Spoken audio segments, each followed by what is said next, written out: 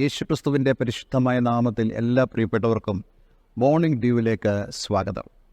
ഇന്നത്തെ നമ്മുടെ വേദവചന ചിന്തയ്ക്കായി മർക്കോസിന്റെ സുവിശേഷം 4-ാം അധ്യായം അതിൻ്റെ 39-ാമത്തെ വാക്യം വായിക്കുന്നു. അവൻ എഴുന്നേറ്റ് കാറ്റിനെ ശാസിച്ചു, കടലിനോട് അനങ്ങാതിരിക്കുക, അടങ്ങുക എന്ന് പറഞ്ഞ് കാറ്റ് അമർന്ന് വലിയ ശാന്തത ഉണ്ടായി. ഈ വേദഭാഗം ഇന്ന് എന്നെ വളരെ അധികം ചിന്തിപ്പിക്കുകയും ദൈവത്തിൻ്റെ പരിശുദ്ധാത്മാവ് എന്നോട് സംസാരിക്കുകയും ചെയ്തതായ ഒരു വേദഭാഗമാണ്. നമുക്ക് മിക്കവർക്കും ഈ വേദഭാഗം നല്ലവണ്ണം അറിയാം. കൊച്ചുകുട്ടികൾ പോലും ഇത് അവരുടെ സൺഡേ സ്കൂളിൽ പഠിക്കുന്നതാണ്. എല്ലാവർക്കും തന്നെ ഇതിൻ്റെ ആത്മീക അർത്ഥങ്ങളും അറിയാം. എപ്പോഴും കർത്താവ് യേശുക്രിസ്തുവിൻ്റെ പ്രസംഗങ്ങൾ മാത്രമല്ല, പഠിപ്പിക്കലുകൾ മാത്രമല്ല, യേശുവിൻ്റെ പരസ്യ ശുശ്രൂഷ വേളയിൽ നടന്നതായ പല സംഭവങ്ങളും വലിയ ആത്മീയ അർത്ഥങ്ങൾ ഉളവാക്കുന്നതിന് കാരണമായിട്ടുണ്ട്. ഇവിടെയും വളരെ ആഴത്തിലുള്ള ചില ആത്മീയ അർത്ഥങ്ങളുണ്ട്. ഞാൻ ഈ സംഭവം വായിച്ചപ്പോൾ അതിൻ്റെ ആദ്യ ഭാഗത്ത് ഇപ്രകാരം ശ്രദ്ധിക്കാനിടയായി തീർന്നു. യേശു തൻ്റെ ശിഷ്യന്മാരോട് പറയുന്നത് നമുക്ക് തടാകത്തിൻ്റെ അക്കരയ്ക്ക് പോകാമെന്നുള്ളതാണ്. നടന്ന സംഭവം നമുക്കെല്ലാവർക്കും അറിയാം. അവർ വളരെ പ്രതികൂലത്തിലാകപ്പെട്ടു, വലിയ പ്രശ്നത്തിലാകപ്പെട്ടു. യേശു ഒരിക്കലും അവരോട് പറഞ്ഞത് നമുക്ക് ഈ കടലിൽ നശിച്ചു പോകാമെന്നല്ല. ഞാൻ ഇത് സംബന്ധിച്ചുള്ള പഠനങ്ങൾ പഠിച്ചപ്പോൾ എനിക്ക് മനസ്സിലായത് ഏതാണ്ട് 5 മൈൽ ഓളം ഇവർക്ക് യാത്ര ചെയ്യണമായിരുന്നു ഈ കടലിലൂടെ. അത്രത്തോളമുള്ള ഒരു ദീർഘയാത്രയ്ക്ക് വേണ്ടിയാണ് ഇവിടെ യേശുവും തൻ്റെ ശിഷ്യന്മാരും തയ്യാറാകുന്നത്. അവർ അങ്ങനെ പടകിലൂടെ യാത്ര ചെയ്യുന്നു. എന്നാൽ കർത്താവ് യേശുക്രിസ്തു പടകിൽ കിടന്നുറങ്ങിയ യേശു പടകിൽ കിടന്നുറങ്ങുന്നതിൻ്റെ പ്രധാനപ്പെട്ട കാരണവും നമുക്ക് ഈ വാക്യങ്ങളിൽ നിന്ന് മനസ്സിലാക്കാൻ കഴിയുന്നുണ്ട്. യേശുവിനെ അവൻ ആയതുപോലെ തന്നെയാണ് ശിഷ്യന്മാർ ഈ പടകിൽ അക്കരയ്ക്ക് കൊണ്ടുപോകുന്നത്. അതിനർത്ഥം യേശു ആ നീണ്ട പ്രഭാഷണത്തിന് ശേഷം ഒന്ന് വിശ്രമിക്കുകയോ വെള്ളം കുടിക്കുകയോ ഭക്ഷിക്കുകയോ ചെയ്തിട്ടില്ല. ഒരുപക്ഷെ യേശു വളരെ വിശന്നവനായിട്ടായിരിക്കാം ആ പടകിലായിരിക്കുന്നത്. അതുകൊണ്ട് തന്നെ തൻ്റെ മനുഷ്യത്വത്തിൽ യേശു അവിടെ ഉറങ്ങിപ്പോയി.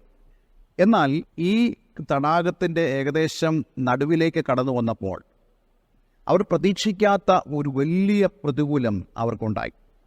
നമുക്കറിയാവുന്ന പോലെ യേശുവിൻ്റെ ശിഷ്യന്മാരിൽ ബഹുഭൂരിപക്ഷം പേരും ഈ കടലുമായി ബന്ധപ്പെട്ട് ജോലി ചെയ്യുന്നവരാണ്. അതുകൊണ്ട് അവർക്ക് കടലിലുള്ള പ്രശ്നങ്ങളെ എങ്ങനെ കൈകാര്യം ചെയ്യണമെന്ന് അറിയാവുന്നവരാണ്. പക്ഷേ ഈ ഒരു സന്ദർഭത്തിൽ അവർക്ക് ഈ പ്രശ്നങ്ങളെ അതിജീവിപ്പാനുള്ള ധൈര്യം കുറഞ്ഞുപോയി. അവർ ഉറക്കെ നിലവിളിക്കുകയാണ്, നാഥാ, ഞങ്ങൾ നശിച്ചു പോകുന്നു, നിനക്ക് വിചാരമില്ലയോ?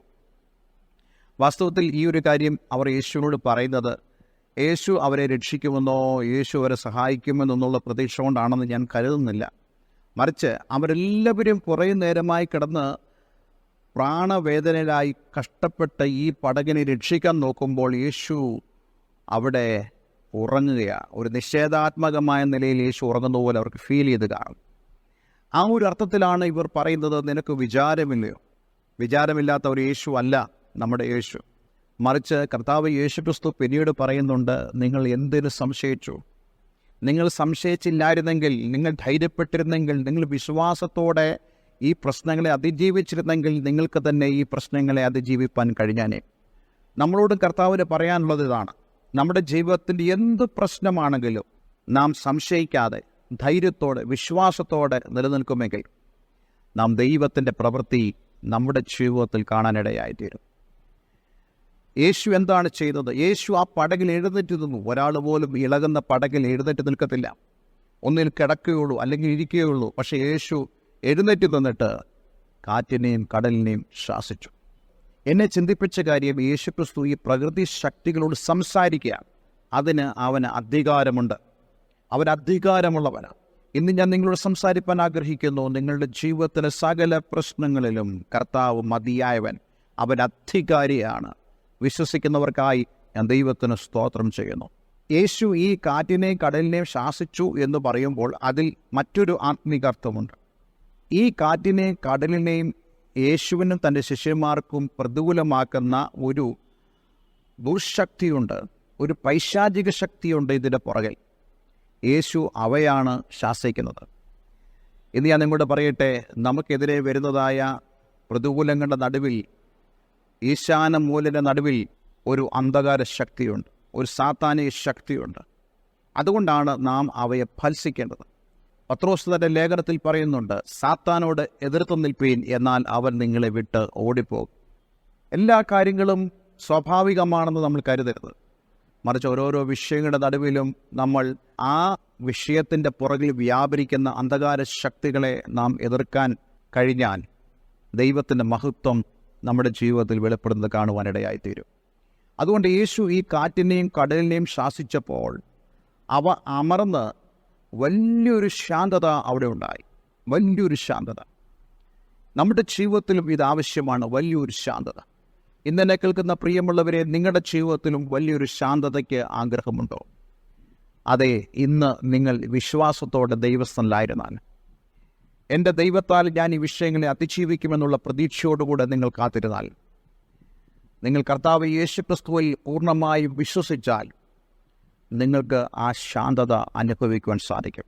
അതെ, വലിയൊരു ശാന്തത ഈ ദിവസങ്ങളിൽ നിങ്ങളുടെ ഭവനത്തിൽ, നിങ്ങളുടെ ജീവിതത്തിൽ, നിങ്ങളുടെ ബിസിനസ്സിൽ, നിങ്ങളുടെ ജോലി മേഖലകളിൽ വെളിപ്പെട്ട് വരുമാറാകട്ടെ. അതേ, കർത്താവ് യേശുവിനാൽ നമുക്ക് ജയം പ്രാപിപ്പാൻ കഴിയും.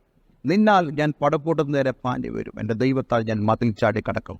ആ ദൈവിക പ്രത്യാശയിൽ മുന്നോട്ട് പോകുവാൻ കർത്താവ് നമ്മെ സഹായിക്കട്ടെ. ഞാൻ ഇന്ന് ഈ ദിവസം നിങ്ങൾക്ക് വേണ്ടി പ്രാർത്ഥിക്കുമ്പോൾ നിങ്ങളുടെ ജീവിതത്തിൽ, നിങ്ങളുടെ കുടുംബത്തിൽ, നിങ്ങളുടെ തലമുറകളിൽ വലിയൊരു ശാന്തത ഉണ്ടാകുവാൻ കർത്താവ് ഇടയാക്കട്ടെ എന്ന് ഞാൻ ആഗ്രഹിക്കുന്നു, പ്രാർത്ഥിക്കുന്നു. ഒരു നിമിഷം നമുക്ക് ദൈവത്തിൽ പ്രാർത്ഥിക്കാം. സ്വർഗീയ പിതാവേ, ഈ നല്ല സമയത്തിനായി സ്തോത്രം. ഞങ്ങളുടെ ജീവിതത്തിൽ യേശു ഉള്ളത് എത്ര അനുഗ്രഹമാണ്. ഇന്നെ കേൾക്കുന്ന ആരെങ്കിലും കർത്താവ് യേശുക്രിസ്തുവിനെ രക്ഷിതാവും കർത്താവും ദൈവവുമായി സ്വീകരിച്ചിട്ടില്ലെങ്കിൽ അവരുടെ ജീവിതത്തിൽ ഇന്നു മുതൽ ആ ഒരു അനുഭവം ഉണ്ടാകുവാൻ ഞാൻ യേശുവിൻ്റെ നാമത്തിൽ പ്രാർത്ഥിക്കുന്നു. അതിനുള്ള മനസ്സ്, അതിനുള്ള ഹൃദയം അങ്ങയുടെ മക്കൾക്ക് കൊടുക്കണമേ. ജീവിതത്തിൽ വളരെയധികം അസ്വസ്ഥതകളിലൂടെയും ഭാരങ്ങളിലൂടെ കടന്നു പോകുന്ന ആളുകൾ ഈ ദിവസങ്ങളിൽ ആ സ്വർഗീയ ശാന്തത അവർക്ക് കൊടുത്ത് നീ അവരെ സഹായിക്കണമെന്ന് പ്രാർത്ഥിക്കുന്നു. പ്രാർത്ഥന കേട്ടതിനായി നന്ദി, യേശുവിൻ നാമത്തിൽ തന്നെ. ആമേൻ, ആമേൻ. എല്ലാവർക്കും വളരെ അനുഗ്രഹീതമായ ഒരു ദിവസം ആശംസിക്കുന്നു. God bless you all. Thank you for watching Morning Dew. Kindly tuned up for next day messages.